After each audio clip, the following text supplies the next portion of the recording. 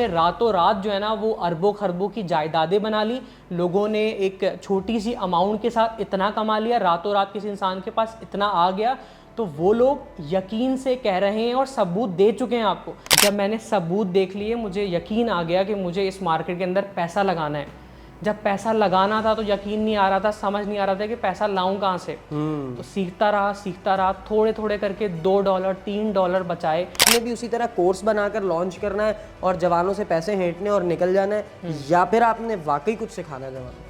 Me as a trader, अगर मुझे कोई आके बता दे कि इस दिन से लेके इस दिन तक मार्केट यहाँ जाएगी, इस दिन से लेके मार्केट यहाँ जाएगी, और अगर वैसा गिरेगी। नहीं हुआ जैसा आपने बताया तो you are the responsible for this. मैं कोई काम नहीं कर रहा, कोई एफर्ट नहीं कर रहा, मेरे पसीने नहीं छूट रहे, मैं कष्ट नहीं उठा रहा और मुझे उस काम से पैसे आ रहे हैं, क्या ये हराम नहीं है? आप समझते? ये जो बेगैरती है और एक कह सकते हैं कि एक बेवकूफ़ी है कि आप किसी मार्केट के अंदर आते हैं ये सोच के कि या तो आर है या तो पार है, या तो विन है या तो वो लर्न है। ठीक हो गया, आपने भी फ्यूचर और स्पॉट का जिक्र किया, आप दोनों को हलाल समझते हैं? फ्यूचर्स ट्रेडिंग कंप्लीटली हलाल है मेरी नज़र में। होता क्या है, जो आपका पाकिस्तान में बैंकिंग सेक्टर है, ठीक है, अब आप कहीं भी चले जाएं, आप बहुत बड़ा दावा कर रहे हैं। मुस्लिम ममालिक में मैं अपना पॉइंट ऑफ व्यू आपके सामने रख रहा हूँ, मैं मुफ्ती नहीं हूँ, मैं फतवा नहीं दे सकता। तो आप लोगों को ये कह रहे हैं कि फ्यूचर भी करेंगे? पाकिस्तान में उलमाए कराम ने फ्यूचर को हराम करार दे दिया, डिक्लेयर कर दिया। क्या आप उलमाए कराम से ज़्यादा जानते हैं कि दीन में क्या चीज़ हलाल है या हराम है?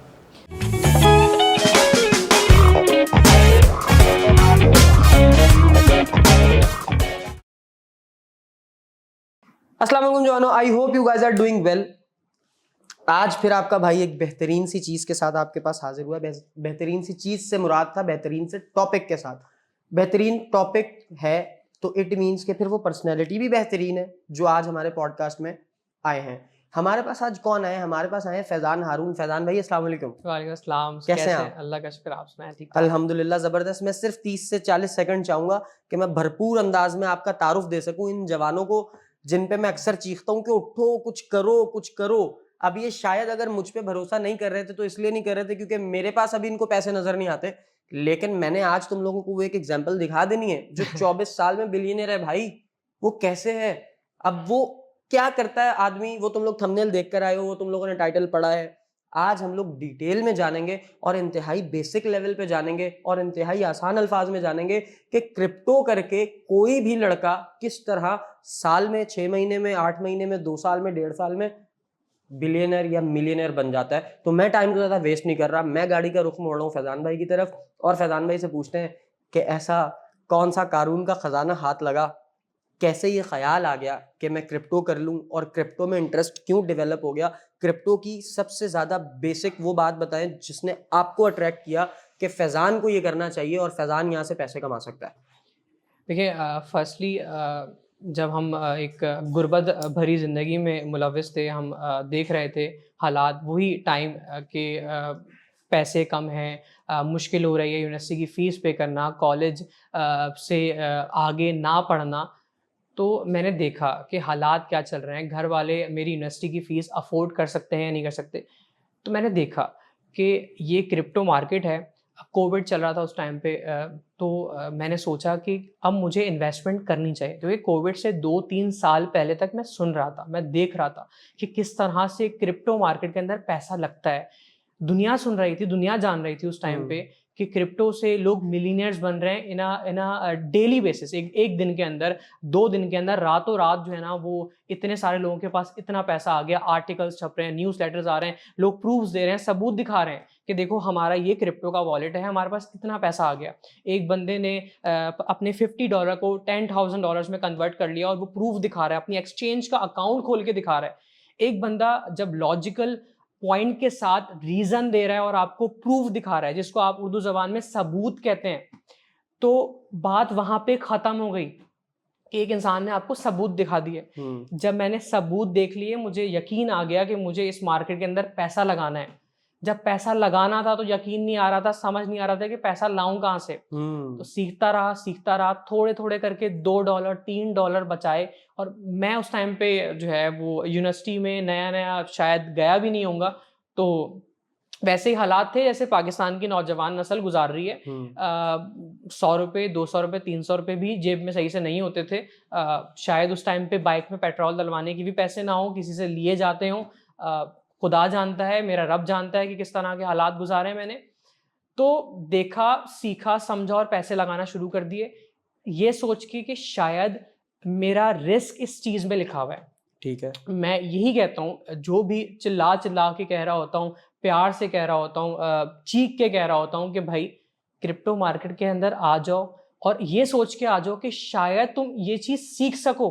एक कहते हैं ना जिसको रिसर्च कहते हैं, कुरान का पहला लफ्ज़ है ना जो नाज़िल हुआ था, इकरा, क्या मायने है कि पढ़। पढ़। पढ़ ना, देख क्या है इस दुनिया में, दुनिया कहाँ से कहाँ निकल चुकी है। जिस माशरे में, इस हालात में आप ज़िंदगी गुजार रहे हैं कि आपके माँ बाप के पास पैसा नहीं है आपकी परवरिश करने का, तरबियत करने का, और वो अपने लफ्ज़ों से आपकी तरबियत कर रहे हैं, तो फिर आप पे ये फ़र्ज़ है कि आप देखें दुनिया में क्या हो रहा है। लेकिन यार फैज़ान भाई, एक सवाल मेरे दिमाग में आ रहा है, ये तो बहुत मुश्किल काम है जवानों के लिए कि वो उठें, वो काम करें, वो हरकत करें, वो ज़िल्लत और रुसवाई को अपना मुकद्दर बनाएं, मिट्टी के साथ मिट्टी हो जाएं, फिर जाके पैसे आएं।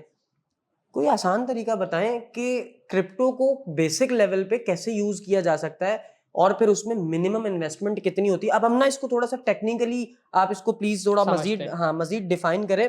हम पहले एक इमेज क्रिएट करते हैं कि हमारे पास एक जवान है जिसकी उम्र है 20 साल। उसके पास महीने के बाद 10,000 रुपए होते हैं जेब में। एक एवरेज ले रहे हैं कि कोई भी जवान एक महीने में 10,000 रुपए जोड़ लेता है। अब वो 10,000 रुपए के साथ क्या करे क्रिप्टो में, बताओ। ठीक है। अच्छा, मेरे पे आर्टिकल्स छपे हुए हैं प्रूफ्स के साथ, प्रॉपर ये रिसर्च मौजूद है, डेटा मौजूद है कि जब मैं क्रिप्टो के अंदर आया, क्रिप्टो मार्केट के अंदर, मैं ये चीज़ बता चुका हूँ 1000 दफ़ा कि इनिशियल इन्वेस्टमेंट $5, $10, मतलब आपके पास 1000, 2000 रुपए पाकिस्तानी हैं। आप क्रिप्टो मार्केट के अंदर आके इन्वेस्टमेंट करने के बाद मेजर प्रॉफिट बुक कर सकते हैं। आपने ये चीज़ आज तक सिर्फ सुनी है कि लोगों ने रातों रात जो है ना वो अरबों खरबों की जायदादें बना ली, लोगों ने एक छोटी सी अमाउंट के साथ इतना कमा लिया, रातों रात किसी इंसान के पास इतना आ गया। तो वो लोग यकीन से कह रहे हैं और सबूत दे चुके हैं आपको। तो जब आप देख रहे हैं, सुन रहे हैं, तो सोचें कि मुझे इस मार्केट के अंदर जाना चाहिए और सीखना चाहिए। हो सकता है मेरा रिस्क यहाँ पे लिखा और मुझे समझ आ जाए। मिनिमम इन्वेस्टमेंट के साथ क्रिप्टो मार्केट के अंदर जब मैं भी 20 साल का था या 21 साल का था, आया था, 100-200 रुपए जेब में थे, आया, सीखा, समझा, और विद इन फ्यू ईयर्स एक मेजर पोर्टफोलियो के साथ क्रिप्टो मार्केट के अंदर इन्वेस्टमेंट करने के बाद मैंने सीख लिया कि इस मार्केट के अंदर पैसा है।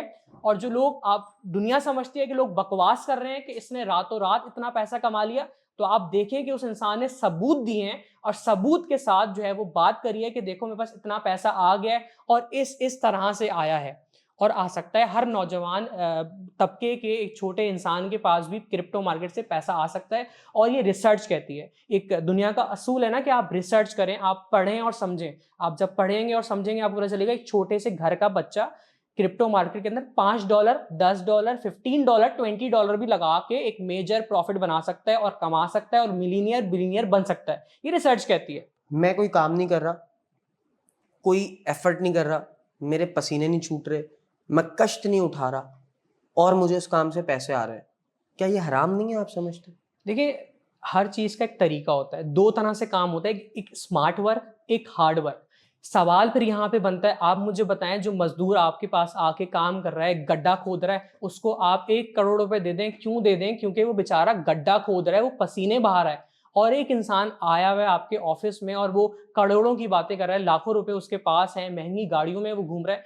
वो उसने तो वो स्मार्ट यही वर्क तो किया हो है। रहा है, वो यही तो हो रहा है कि आप सिर्फ गड्ढा खोद रहे हैं, आपको करोड़ों रुपए मिल रहे हैं, तो नाजायज है ना। किसी भी इस दुनिया के किसी भी हिस्से में या किसी भी कागज के पन्ने पे ये बात नहीं लिखी हुई कि अगर एक इंसान दिमाग इस्तेमाल करके काबिल हो जाता है और एक छोटी उम्र में अरबपति या खरबपति बन जाता है, तो आप कहें कि उसने हराम कमा लिया। नहीं, देखें, आप इंसान में और एक मुसलमान में, मुसलमान ने जो चीजें फॉलो करनी है वो जरूरी नहीं है कि वो सारे इंसान फॉलो करेंगे। आप समझ पा रहे हैं मेरी बात? मैं इस बात को हराम हलाल से रिलेट करना चाह रहा हूँ कि मुझे ये समझाएं, सिर्फ बताएं कि ये किस हद तक हराम है, क्यों हराम समझा जाता है, और हलाल होने की क्या दलील है आपके देखिए, नजदीक? ऐसा नहीं है कि मुसलमान जो है वो पाकिस्तानी, हमारा मुल्क पाकिस्तान एक निचली सतह पर है, लेकिन ऐसा नहीं है कि पाकिस्तान में हर रहने वाला शख्स गुलाम रहेगा, गुर्बत में रहेगा, वो अमीर नहीं हो सकता, वो अरबपति खरबपति नहीं बन सकता। या 23 साल का बच्चा या 24 साल का बच्चा अरबपति खरबपति नहीं बन सकता। मेरे पास दिमाग था, मैंने एक सही टाइम पे एक सही जगह पे दिमाग को इस्तेमाल कर लिया। मैंने देखा कि क्रिप्टो मार्केट एक टेक्नोलॉजी है, मुझे इसको अडेप्ट करना चाहिए, आने वाले सालों में इस चीज का दौर आएगा, मैंने उसको पहले से समझ लिया। एक साल एक इंसान जो है वो देख रहा है कि इस चीज का आने वाला दौर है, और मैंने उसको समझ लिया, मैंने उसको कुछ सीख लिया, उससे मैंने कमाना शुरू कर दिया। अब मेरे पास एक साल में 10 करोड़ रुपए आ गए। तो वो काम हराम नहीं है, मैंने सही वक्त पे सही फैसला किया है। आप अपने माँ बाप को कोसते हैं ना कि उन्होंने सही वक्त पे सही फैसला नहीं करा, तो आप कर लें। और अगर आपने कर लिया, इसका मतलब ये नहीं है कि आपने हराम कमा लिया। हर चीज का एक तरीका होता है, वो हराम भी हो सकती है वो चीज, वो हलाल भी हो सकती है। उस चीज की गहराई में जाएं और उसको फिर देखें कि इस बंदे ने ये चीज कैसे करी। वो सबूत दे रहा है तो आप सबूत देखें। फैजान हारून साहब, आप सबूत दिखाएं। फैजान हारून साहब पब्लिकली अनाउंस कर रहे हैं कि देखें, इस प्रोजेक्ट के अंदर आप इन्वेस्टमेंट कर दें, आपको इतना पैसा मिल जाएगा, क्योंकि इस प्रोजेक्ट के अंदर ये थीम है, ये इसकी जो है वो पीछे व्हाइट पेपर है। व्हाइट पेपर ये कहता है कि इसकी ये सप्लाई है, मार्केट में इतना वॉल्यूम आ रहा है, इतना वॉल्यूम आएगा तो ये प्रोजेक्ट डबल हो जाएगा, ट्रिपल हो जाएगा। आपने 1000 रुपए लगा दिए, वो प्रोजेक्ट कोई नाउजुबिल्लाह कोई गलत काम नहीं कर रहा, उस प्रोजेक्ट के पीछे कोई सॉफ्टवेयर है जो इंटरनेट की दुनिया का सॉफ्टवेयर है। उस प्रोजेक्ट ने डेवलपमेंट कर ली, उस प्रोजेक्ट ने मेजर चेंजेस दिखा दी, पैसा किसी ने $5 लगाए हुए थे, वो मिलियंस ऑफ डॉलर्स में कन्वर्ट हो गए। वो उसके डिसीजन से, जो उसने वो डिसीजन लिया, अगर उस डिसीजन के पीछे उसकी रिसर्च है, अगर वो या तुक्का है, गैम्बलिंग है, तो वो हराम है। अगर उसने उसमें या तो सूद का चक्कर है, अगर वो तुक्का मार रहा है, गैम्बलिंग कर रहा है, तो हराम है। उसने रिसर्च करी, उसने अर्ली जो है ना उस चीज को समझ लिया, कि मैंने जैसे समझ लिया कि भाई क्रिप्टो मार्केट के अंदर पैसा है, अभी मौका, चले जाओ, बाद में मौका नहीं आएगा। फैजान हारून ने चीख चीख के समझा दिया कि आ गए, आ जाओ, आना है तो, नहीं आओगे बाद में पछताओगे। आ गए, कमा लिया, 2-3 सालों में अरबपति बन गए, खरबपति बन गए। इसका मतलब ये नहीं है कि आप हराम कमा रहे हैं। आप पाकिस्तान में रहते हैं तो आप दब के रहेंगे, आप उन अदालतों के आगे झुक के रहेंगे, उन इदारों के आगे झुक के रहेंगे जो है वो सदियों से, सालों से हुकूमत करते आए हैं। सर ये तो बात देखें कि अदालतों के आगे और इदारों के आगे तो झुकना है ना, उनको रिस्पेक्ट तो करना है। ये आप कहना कुछ और चाह रहे थे, मेरा ख्याल आप उस फ्लो में कुछ देखिए, और मैं कह बता रहे देता हूँ, आप झुकना इन अ सेंस, इसका मतलब ये नहीं कि आप उनकी खिलाफ वर्जी करें, हाँ उनकी अथॉरिटीज के बिल्कुल। अगेंस्ट जाएं। ऑब्वियसली हर इदारे के पास अपने इख्तियारात हैं, उन इख्तियारात की इज्जत करी जाए, वो बेहतर है। क्योंकि लेकिन मैं समझता हूँ कि यही वजह है कि हम नाकाम है, कि हम अपने इदारों को रिस्पेक्ट नहीं करते, हम अपनी अदलिया की बात नहीं मानते। हमें आज आके जब कुछ नहीं मिलता ना, हम सारा मलबा उठाते हैं अपनी करतूतों का भी, और वो या तो अदलिया पे डाल देते हैं, या इदारों पे डाल देते हैं, इधर उधर डाल देते हैं। शोएब अहमद बजाते खुद ये नहीं देखता कि शोएब अहमद पूरे दिन में क्या किरदार अदा कर रहा है। खैर ये एक अलग बहस है, इस पर आगे चल के चलेंगे। अभी बात हो रही है क्रिप्टो की। मुझे ये आपने ये तो बता दिया फैजान भाई कि क्रिप्टो हलाल और हराम का, आपने थोड़ा सा इसको डिफरेंशिएट कर दिया है कि हलाल किस तरह है और हराम किस तरह है। अब आप मुझे ये बताएं कि क्रिप्टो मार्केट के अंदर कौन सी वो चीजें हैं जिनकी तरफ जवान ने नहीं जाना क्योंकि वो हराम है, और कौन सी वो हलाल चीजें हैं जहां पर जवान ने इन्वेस्टमेंट करनी है क्योंकि वो हलाल चीजें हैं। देखिए, सबसे बड़ी चीज़ आपने रिसर्च करनी है, आपने समझना है। ये जो बेगैरती है और एक कह सकते हैं कि एक बेवकूफ़ी है कि आप किसी मार्केट के अंदर आते हैं ये सोच के कि या तो आर है या तो पार है, या तो विन है या तो वो लर्न है। तो ऐसा नहीं होना चाहिए। आप सीखें, उस चीज़ को समझें। आप देखें कि क्रिप्टो मार्केट है, फाइनेंशियल मार्केट है, मुझे इसको समझना है, मुझे इसको सीखना है। और जब मैं इस चीज़ को सीख जाऊँगा और मुझे जब वैलिड रीजंस मुझे पता होंगे कि अगर मैं ये चीज़ कर रहा हूँ, मैं इतना लेवरेज ले रहा हूँ, मुझे 100x लेवरेज लेना है, मुझे इतना कर्जा लेना है, इतना कर्जा नहीं लेना, मुझे स्टॉप लॉस लगाना है, स्टॉप लॉस नहीं लगाना, कितना पैसा लगाना है, कितना पैसा नहीं लगाना। जब आपको ये सारी चीज़ें समझ आ जाएं, फिर आप क्रिप्टो मार्केट के अंदर आएँ। आपको मिलीनियर या बिलीनियर बनने से कोई नहीं रोक सकता, क्योंकि मार्केट वॉलेटाइल है, इतनी फास्ट है कि रिसर्च कहती है, मैं नहीं कहता, रिसर्च कहती है कि रातों रात लोग करोड़पति बन गए। अगर एक इंसान रातों रात करोड़पति बन गया तो आप एटलीस्ट उस चीज को ट्राई तो करें। क्रिप्टो मार्केट के अंदर कोई आपको कह रहा है कि देखो मेरे पास 100 रुपए थे पहले, अब मेरे पास मिलियंस ऑफ डॉलर्स हैं, और वो आपको सबूत दे रहा है कि देखो मैं वो इंसान हूं जिसने इस चीज को समझा और इससे कमाना शुरू किया, और जबकि आके पब्लिकली बताया, जैसे मैंने पब्लिकली भाई बताया। यही तो सबूत मांग रहा हूँ, यही तो अर्ज कर रहा हूँ कहीं आप फीस तो चार्ज नहीं करते ये सब बताने की? अब पाकिस्तानी अवाम का एक सिनेरियो ये है कि यहाँ पे एक चीज अगर मुफ्त में आके बता देना तो लोग उस चीज को सीरियस नहीं लेंगे। अच्छा, यही रीजन है क्योंकि मैंने 2-3 बार आपसे कोशिश की है इसको टेक्निकली पूछने की, आपने वो नहीं बताया, लेकिन आपने इस चीज पे जोर दिया कि इस तरफ लोगों का रुझान बढ़े। आपने ये जरूर कोशिश की है अभी तक की बात में कि आपने कन्विंस करने की कोशिश की है कि जवानों को मैं इस तरफ अट्रैक्ट करूं। क्या ठीक है। आपने भी वही आपने भी उसी तरह कोर्स बनाकर लॉन्च करना है और जवानों से पैसे हेंटने और निकल जाना है, या फिर आपने वाकई कुछ सिखाना है जवानों? मैं कभी भी कोर्स नहीं बेचा, ना बेच रहा था, ना बेचूंगा। कोर्स की एग्जांपल दे रहा हूँ कि कोर्स ये की- क्लासेस आप बेचेंगे। हाँ, मेरा बेसिकली एक ग्रुप है, वहां पे 24/7 मेरी टीम के मेंबर्स एक्टिव होते हैं जो आपको हाथ पकड़ा पकड़ा के सिखा रहे होते हैं। भाई जैसे जवान क्यों भरोसा करे यार, वो पहले पैसे उजाड़ के बैठा हुआ है ना अपने। आप उसने ना कभी इस ग्रुप में पैसे लगाए, कभी उस ग्रुप में पैसे लगाए, कभी उसने कह दिया भाई इतने पैसे दे मैं सिखा देता हूँ। वो जैसे ही ट्रांजैक्शन हुई है, पैसे ट्रांसफर हुए, अगले दिन अगर वेबसाइट है, वेबसाइट खोल के देखा अंदर कुछ नहीं है। अगर कोई क्लास के लिए फेसबुक ग्रुप है वो खोल के देखा, वहां पर कुछ नहीं है। वो आए बाएं शाएं इतने बड़े बड़े पैराग्राफ्स, इतनी टेक्निकल लैंग्वेज में, इतनी मुश्किल अंदाज में चीजें बयान की हुई है कि अब वो सीखने के लिए भी उस बंदे को पैसे देकर भी किसी की मोहताजी है कि वो किसी के पास जाए और पूछे कि यार बता ये क्या लिखा हुआ है। मैं ये पूछना चाह रहा हूं कि आप किस हद तक आसानी कर रहे हैं और कर भी रहे हैं, या सिर्फ एक बिजनेस पॉइंट ऑफ व्यू से आप लोगों से फीस चार्ज करेंगे और छू मंतर हो जाएंगे? एक चीज होती है एक्सपीरियंस। अगर किसी इंसान के पास एक्सपीरियंस है, ठीक है, वो एक चीज अब मैं आके फ्री में सिखाना शुरू कर दूं तो मेरे जो पीछे हजारों टीम मेंबर्स हैं जो ग्रुप के अंदर एक्टिव हैं और वो हर बंदे को पकड़ पकड़ पकड़ के हर चीज सिखा रहे हैं, समझा रहे हैं कि देखिए ये गलतियां हैं, आपने नहीं करनी। अगर कोई इंसान आपको ये कह देता है, मैं चैलेंज कर रहा होता हूँ कि जो फैजान हारून अपने ग्रुप के अंदर बातें बता रहा है, बातें समझा रहा है कि ऐसा करना है, ऐसा नहीं करना, वो टेक्निक्स, वो रिस्क मैनेजमेंट स्ट्रेटेजीज कोई और बता रहा है, तो फिर आप आगे कहें कि फैजान हारून हमें आप पे भरोसा नहीं करना चाहिए क्योंकि ये वजूहात है। मेरे ग्रुप की फीस है सिर्फ 2,000 रुपए पाकिस्तानी, ठीक है, जो हर लोअर क्लास ये मंथली तबके है? का मंथली है। उस ग्रुप के अंदर A to Z सारी चीजें समझाई जा रही होती हैं, सिखाई जा रही होती हैं। ग्रुप मेंबर्स जो मेरी टीम के मेंबर्स हैं वो लाइव आके हर चीज समझा रहे होते हैं, सिखा रहे होते हैं, मार्केट की अपडेट्स दे रहे हैं। आपको एक प्लेट में रख के एक चीज दी जा रही है और आपसे कहा जा रहा है कि देखें एक चीज सीख लें, ठीक है। कभी भी आप किसी से ये नहीं कह सकते कि आपने यूनिवर्सिटी बनाई हुई है या कॉलेज बनाया हुआ है या स्कूल बनाया हुआ है, उसके जो अखराजात हैं, जो खर्चे हैं, वो अपनी आप जेब से भरें, क्योंकि वो इंसान नहीं भर सकता, वो एक बड़ी अमाउंट है। थाउजेंड्स ऑफ डॉलर्स के इंडिकेटर्स होते हैं जो फैजान हारून या हम जैसे लोग, मैं ग्रुप की बात कर रहा हूं, जिसने ग्रुप अगर कोई कोर्स बेच रहा है तो कोर्स तो यूट्यूब पे भरे पड़े हैं, कोर्सेस लेक्चर्स यूट्यूब पे अवेलेबल हैं। अगर आप टाइमली एक्टिव हैं, आप 24 घंटे बंदे को लेके बैठे हैं और आप सिखा रहे हैं, तो आपका इतना भी हक नहीं बनता, या आपने पीछे थाउजेंड्स ऑफ डॉलर्स, $20,000 का एक क्रिप्टो मार्केट का एक मेजर, एक हाईली पेड इंडिकेटर है, वो आप कहां से देंगे? नहीं खुद सर, से देंगे? मेरा सवाल ये नहीं तो था, आपने मेरा सवाल ये हरगिज नहीं था। देखें, आप करें, आप आप चार्ज करें ताकि लोगों को इसकी कदर हो। मैं ये नहीं कह रहा, क्योंकि कोई भी चीज जब तक हम पैसे देकर नहीं लेते ना, पाकिस्तान में तो ये उसूल भी है, काउंटर के नीचे कोई चीज पड़ी हुई है 2 साल से बिकी नहीं है, उस पर कपड़ा मारो, झाड़ो, अगर वो 10 रुपए की है 500 रुपए का टैग लगा के ऊपर रखो, कल की बिकती अभी बिकेगी।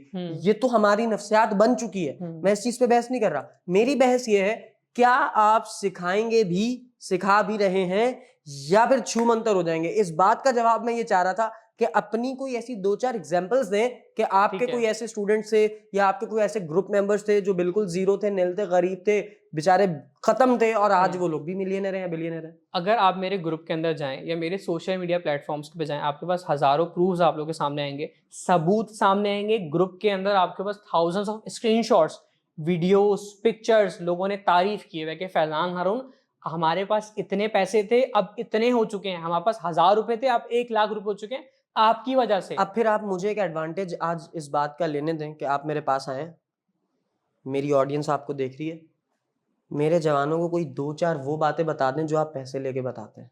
ठीक है, कोई ऐसी टेक्निकल चीज जो मेरे जवानों के लिए आसानी हो जाए, क्योंकि मुझे इंटरेस्ट नहीं है क्रिप्टो में, मैं नहीं करता हूँ इस चीज को। इस वजह से नहीं कि हराम है या हलाल है, मेरा कभी इंटरेस्ट ही नहीं हुआ। अल्लाह करे अगर हलाल है तो अल्लाह मेरा इंटरेस्ट यहाँ पे डेवलप कर दे और मैं भी 4 पैसे कमा लूँ। लेकिन पॉइंट इज कि आप कोई 2, 4, 5, मैं तो कहता हूँ 50 चीजें फैजान भाई ऐसी बता दें जो कि उनको पेड जाकर लेनी पड़नी थी आपके फेसबुक ग्रुप से। ये मैं आपसे रिक्वेस्ट कर रहा हूँ अपने जवानों के बिहाफ पे कि उनका फायदा हो जाए। क्रिप्टो मार्केट के अंदर जब आप आते हैं, कुछ चीज़ें होती हैं। सबसे बड़ी चीज़ जो पूरी दुनिया में मैं चैलेंज कर रहा होता हूँ कि पूरी दुनिया में सिर्फ फैज़ान हारून कर रहा है, वो ये कि आप अगर बता दें कि इस दिन मार्केट इतना ऊपर जाएगी या इस दिन मार्केट इतना नीचे जाएगी, यहाँ से मार्केट बुलिश है या बेरिश है। बुलिश मतलब मार्केट यहाँ से ऊपर जाएगी, बेरिश मतलब यहाँ से मार्केट नीचे जाएगी। अगर कोई ये बात बता रहा है, that's enough. Me as a trader, अगर मुझे कोई आके बता दे कि इस दिन से लेके इस दिन तक मार्केट यहाँ जाएगी, इस दिन से लेके मार्केट यहाँ और जाएगी अगर और वैसा गिरेगी, नहीं हुआ जैसा आपने बताया तो हाँ, you are the responsible for this. Responsible, और उसको किस तरह से आगे लेके चलना है इस चीज की भी मेरी जिम्मेदारी है। ग्रुप इसी वजह से बनाया हुआ है ताकि वो जो टीम मेंबर्स हैं जो रातों को जाग के उस ग्रुप के अंदर अपडेट्स दे रहे हैं, मार्केट्स की सारी सिग्नल्स के अपडेट्स दे रहे हैं, बता रहे हैं कि इस सिग्नल का फर्स्ट टारगेट हिट हो चुका है, तो आपने इतना प्रॉफिट बुक करना है। आपने लालची नहीं होना कि आप बैठे हुए हैं कि मुझे प्रॉफिट हो रहा है तो मैं वेट करता हूं इतना % प्रॉफिट होगा तभी निकलूंगा। थोड़ा सा भी प्रॉफिट हो रहा है, पहली बात ये कि बुक करना शुरू करते हैं। 10% हो रहा है, 15% हो रहा है, थोड़ा सा कोई भी सिग्नल है फ्यूचर्स का या स्पॉट का, थोड़ा थोड़ा करके प्रॉफिट बुक करें। पार्ट्स में एंट्री लें, पार्ट्स में एग्जिट लें। स्कैल्पिंग करते हुए आपने मेजर प्रॉफिट करना बुक करना है, स्कैल्पिंग करते हुए आपने एंट्री लेनी है पार्ट्स में, स्कैल्पिंग करते हुए आपने पार्ट्स में एग्जिट लेना है। अच्छा, आपने जो क्रिप्टो मार्केट के अंदर आ चुका है उसको ये बात बहुत अच्छे से पता है कि ये बात कोई नहीं बताता। अब फैजान हारून ने ये बात बता दी है कि इस डेट से इस डेट पे मार्केट यहाँ जाएगी, इस डेट से इस डेट पे मार्केट यहाँ जाएगी, और सिग्नल्स भी दे दिए और प्रॉफिटेबल हैं, लोग घर बैठे उससे पैसा कमा रहे हैं। दैट्स इनफ, सही है। और टेक्निक्स स्ट्रेटजीज ग्रुप के अंदर भरी पड़ी हैं। ये जितनी भी टेक्निक्स थी मैंने थोड़ी थोड़ी थोड़ी करके आपको बता दी हैं। जब आप क्रिप्टो मार्केट के अंदर आएंगे आपको ये सब बातें समझ आएंगी कि अच्छा ये मैंने गलती करी थी जिसकी वजह से फलाने बंदे को क्रिप्टो मार्केट से लॉस हुआ था, अब वो बैठ के कह रहा है कि मुझे क्रिप्टो मार्केट से लॉस हुआ है, क्रिप्टो मार्केट के अंदर पोटेंशियल नहीं है। जबकि फैजान हारून चिल्ला चिल्ला के अपने ग्रुप के अंदर रिमाइंडर्स दे रहा है, वार्निंग्स दे रहा है कि ये गलती आपने क्रिप्टो मार्केट के अंदर नहीं करनी। आपने 100x 200x लेवरेज नहीं लेना, क्योंकि वो गैम्बलिंग है, क्योंकि वो सट्टा है। उसमें कुछ नहीं पता कि आपने कितना ज्यादा रिस्क ले लिया है, उसकी वजह से क्या हो सकता है। कम से कम रिस्क लेंगे, जिस तरह से आप कोई कारोबार करते हैं, कम से कम रिस्क के साथ घर बैठे सुकून से अपना जहनी सुकून को, अपनी अपनी मेंटल हेल्थ को कंसिडर करते हुए आपने कम से कम रिस्क लिया, रिसर्च करी, डेटा कंडक्ट किया कि सीपीआई क्या कह रहा है, इन्फ्लेशन क्या कह रहा है, डॉलर क्या कह रहा है, महंगाई कितनी हो रही है, किस तरह से जो है वो मुल्क की करेंसियां कहां तक पहुंच रही हैं, सारी चीज़ों पे आपने रिसर्च कर ली। फिर आपने डिसीजन लिया और उसको इंप्लीमेंट कर दिया। और डिसीजंस लेने के लिए बेशुमार टीम मेंबर्स मेरे ग्रुप के अंदर मौजूद हैं। ग्रुप मेंबर्स से फिर इंप्लीमेंट करवाते हैं कि इस तरह से आप मार्केट में अपने फंड्स को मैनेज करें, आपको लाजमी प्रॉफिट होगा। इस सिग्नल को आप फॉलो कर लें। ठीक हो गया। आपने भी फ्यूचर और स्पॉट का जिक्र किया, आप दोनों को हलाल समझते हैं? फ्यूचर्स ट्रेडिंग कंप्लीटली हलाल है मेरी नज़र में। होता क्या है, जो आपका पाकिस्तान में बैंकिंग सेक्टर है, ठीक है, अब आप कहीं भी चले जाएं, आप बहुत बड़ा दावा कर रहे हैं मुस्लिम वैसे। ममालिक में, मैं अपना पॉइंट ऑफ व्यू आपके सामने रख रहा हूँ, मैं मुफ्ती नहीं हूँ, मैं फतवा नहीं दे सकता। तो आप लोगों को ये कह रहे हैं कि फ्यूचर भी करें? फ्यूचर्स करें, देखिए हर चीज का एक तरीका होता है, हर चीज। अब आपने मुझे पूरी दलील देनी है इस ठीक पे। है, ठीक है, बताएं। हर चीज देखिए हराम भी हो सकती है, हर चीज हलाल भी हो सकती है। नहीं हो सकता ऐसा। हर चीज देखिए तरीका देखना है आपने। सोशल हाँ, कुछ मीडिया पे सिचुएशंस पे डिपेंड करता है। सोशल मीडिया पे आप नाजेबा कंटेंट अपलोड कर रहे हैं, उसमें आप जो है वो नाउजुबिल्ला कोई लड़की है उसने हाँ। कपड़े नहीं पहने वो आप दिखा रहे हैं, तो वो एक हराम काम है। समझ गया। ठीक है, आप क्रिकेट मैच के ऊपर आपको कुछ नहीं पता कि ये क्यों हो रहा है, कैसे हो रहा है, आपने पैसा लगा दिया, वो सट्टा है, वो जुआ है। ठीक है, आपका बैंकिंग सेक्टर जो इंटरेस्ट लेता है, दुनिया कहती है, मुस्लिम ममालिक कहते हैं, ईरान कहता है, जो मुस्लिम मुल्क है, जो मुस्लिम मुमलिकत है, वो कहता है कि अगर आपको सूदी निज़ाम से बाहर निकलना है, आपको इस इंटरेस्ट से या ये बैंकिंग सेक्टर से, जो बैंक आपके पैसों पे हक जमा के बैठा हुआ है कि आप एक टाइम पे एक दिन के अंदर या कुछ घंटों के अंदर 1 लाख रुपए निकाल सकते हैं। क्यों भाई, मेरा पैसा है, मेरा बैंक पे 1 करोड़ रुपए रखा हुआ है, उसमें मेरे इख्तियारात हैं। क्रिप्टो मार्केट का भी यही सिनेरियो था कि ऐसे ही आई थी कि 2008 में जब रिसेशन आया था तो लोगों ने ये चीज ऑब्जर्व करी, फील करी, रियलाइज करी कि भाई हमें अपने पैसे पे इख्तियारात होने चाहिए, हमारा पैसा हम खुद मैनेज करेंगे हलाल तरीके से। कि भाई अगर क्रिप्टो मार्केट के अंदर फ्यूचर ट्रेडिंग में क्यों कहता हूं कि हलाल है, वहां पे लेवरेज लिया जाता है, लेवरेज के ऊपर कोई इंटरेस्ट नहीं लगता। क्यों, इस्लाम क्या कहता है कि अगर कोई फिक्स्ड अमाउंट, जिसको आप रिब कहते हैं, रिबा कहते हैं उर्दू जबान में, उसके मायने होते हैं कि आप सूद ले रहे हैं या सूद का चक्कर है, तो वहां पे जब लेवरेज लिया जा रहा होता है तो उस पर आपको कोई फिक्स्ड अमाउंट ऐसी चार्ज नहीं करता। बैंक के पास आप जाएं, आप कहें कि भाई मुझे गाड़ी दे दें या मुझे घर दे दें, बैंक आपसे कहेगा 3% या 4% में आपसे इंटरेस्ट लूंगा, जो कि कंप्लीटली सूद है, जो कि आप कहते हैं कि भाई जो है वो इंटरेस्ट है।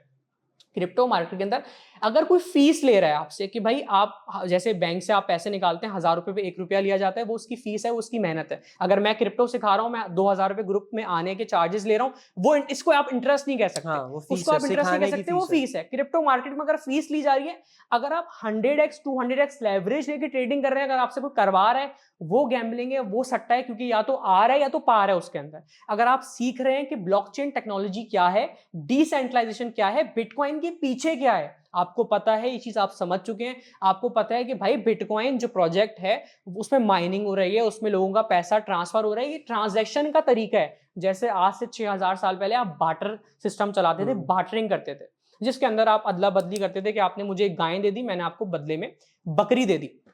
आपने मुझे कहा कि भाई जो है वो मुझे थोड़ा आसान करना है इस चीज को, आप समझते गए। मैंने कहा यार, आपने कहा कि बकरी मुझे नहीं चाहिए, मुझे भैंस चाहिए, मुझे ये चाहिए, बदले में आप मुझे चारपाई दे, मैं आपको इतनी बकरियां दूंगा।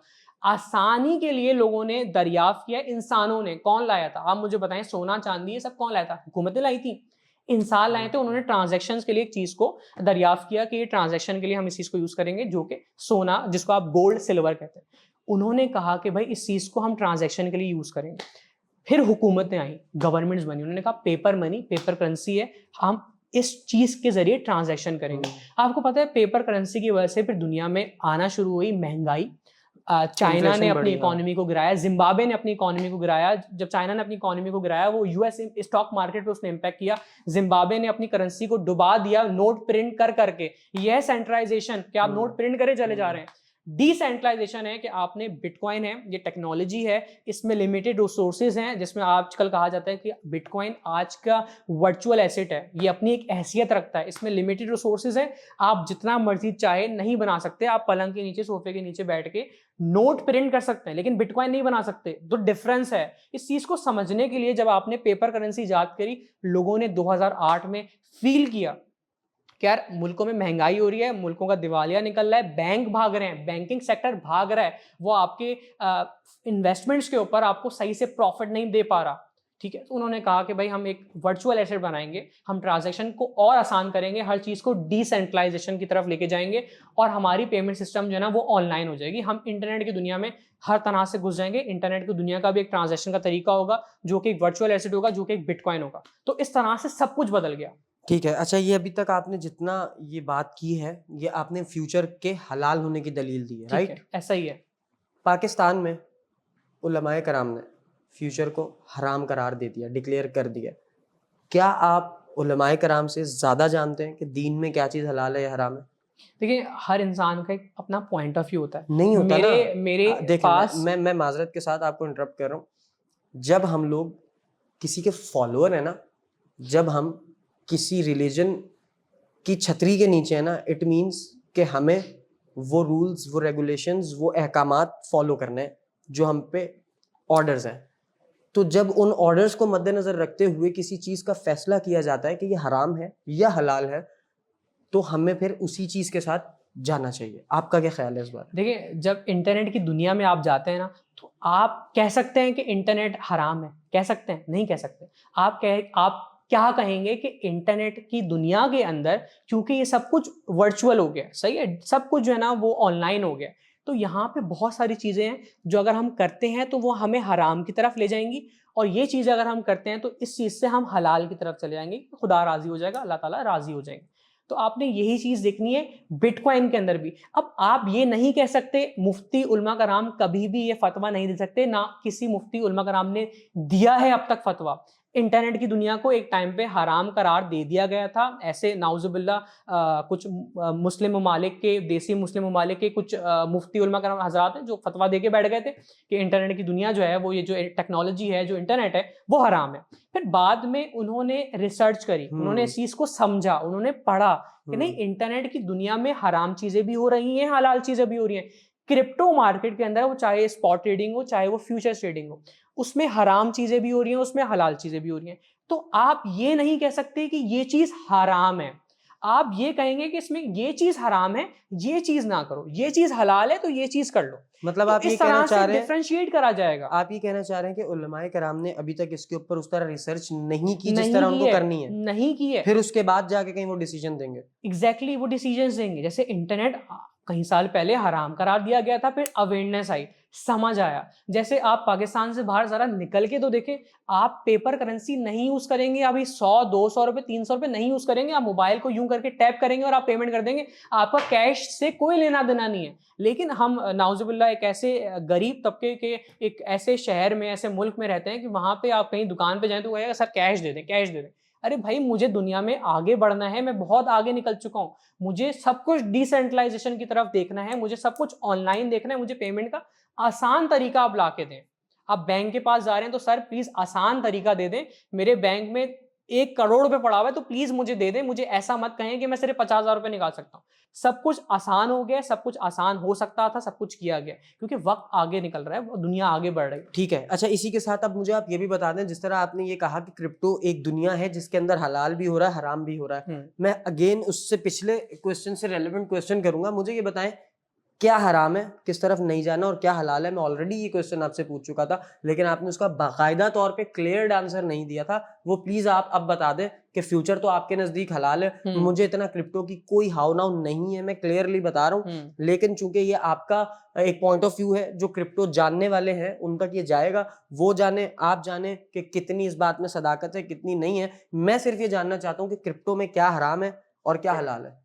फ्यूचर्स ट्रेडिंग हराम है उस सूरत में जब आप लेवरेज ले रहे हैं 100x का या 200x का। क्यों? क्योंकि उसमें मेजर रिस्क इन्वॉल्व होता है। अगर किसी चीज में आप बहुत ज्यादा रिस्क ले रहे हैं और आपको उसका रिजल्ट नहीं पता कि इसका एंड रिजल्ट क्या होने वाला है, ठीक है, उसमें आपको नहीं पता कि ये किस तरह से इसका रिजल्ट आपके सामने निकल के आएगा। अगर कोई आपको 100x 200x लेवरेज के साथ ट्रेडिंग करवा रहा है या आप कर रहे हैं, तो ये सट्टा है, ये जुआ है।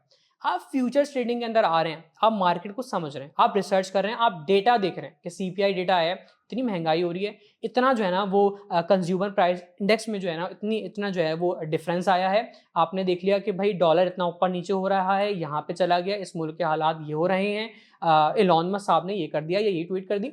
आपने देखा, फिर आपने स्ट्रेटेजी बनाई, आपने रिसर्च करी प्रॉपर, फिर आपने पोजीशन ले ली।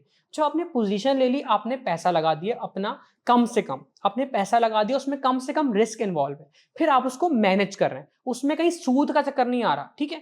आपने देख लिया कि भाई ये चीज मैंने मैनेज कर रही, मैं इसको सब्र और तामुल के साथ लेके चल रहा हूं, तो वो चीज आपने देख ली कि भाई वो हलाल है। अगर आप ऐसा नहीं करते, आप इतना ज्यादा लेवरेज ले लेते हैं, आपको नहीं समझ आता है कि चीज कैसे मैनेज होगी, और आप देखते हैं कि भाई या तो मुझे इतना ज्यादा नुकसान हो रहा है या तो मुझे इतना ज्यादा प्रॉफिट हो रहा है, तो वो उस सूरत में वो चीज आपको हराम की तरफ ले जाती है। क्रिप्टो मार्केट के अंदर एक फ्यूचर ट्रेडिंग क्या है, जिसको आप P2P कहते हैं, P2P के अंदर आजकल एक ट्रेंड चल रहा है। क्या होता है P2P के अंदर? एक स्कैम चल रहा है क्रिप्टो मार्केट के अंदर कि P2P यूजर्स जो आपसे डॉलर्स खरीद रहे हैं या यूएसडीटी खरीद रहे हैं, यूएसडीटी सेल कर रहे हैं, वो एक केस करते हैं जिसको नाम दिया जाता है चार्ज बैक। आपने किसी से कहा कि भाई मुझे इतने जो है वो डॉलर्स चाहिए, और उन साहब ने आपके अकाउंट के अंदर जो है वो 5 लाख रुपए 10 लाख रुपए या अमाउंट ड्रॉप कर दी, आपने उनको यूएसडीटी दे दिए। उन्होंने अपने बैंक को जाके कॉल करी कि भाई ये अमाउंट मेरी गलती से इनके पास जा चुकी है, तो लिहाजा ये मुझे रिफंड करवा दें। तो ये आपके पास कल को अमाउंट आ गई, वो केस चला, वो रिफंड हो गई, ये चीज हराम है। इन चीजों की वजह से एक हवाला का भी चक्कर आता है कि आपने किसी की जुबान ले ली, किसी को कह दिया कि भाई सही है, इसको पेमेंट जाने दो, ये कर लो वो कर लो। ये चीजें क्रिप्टो मार्केट को बदनाम करती हैं, एक नेगेटिव इमेज खराब करती हैं, एक रेपुटेशन जो है ना वो नेगेटिविटी की तरफ लेके जाती हैं। फिर लोग कहते हैं कि फ्यूचर ट्रेडिंग क्रिप्टो मार्केट हराम है।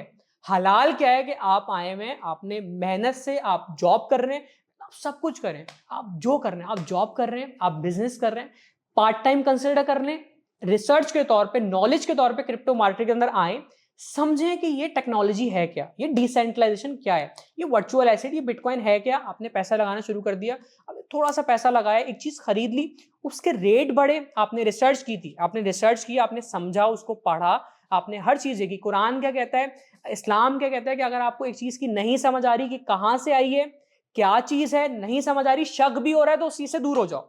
अगर आपको एक चीज का पता है, ये कारोबार है, इसमें नफा है, नुकसान है, आपने देख लिया, आपने पढ़ लिया, आपने समझ लिया, आपने फैसला किया सोच समझ के, वो चीज हलाल है, लेकिन उसकी भी कुछ शराइतें हैं, उसकी भी शर्तें हैं। आपने देखना है कि आपका पैसा कहां से आया था, इस मार्केट में लगा दिया, आप सट्टा खेलते हैं, आप क्रिकेट मैचेस के ऊपर पैसा लगाते हैं, आपने हराम कमा लिया।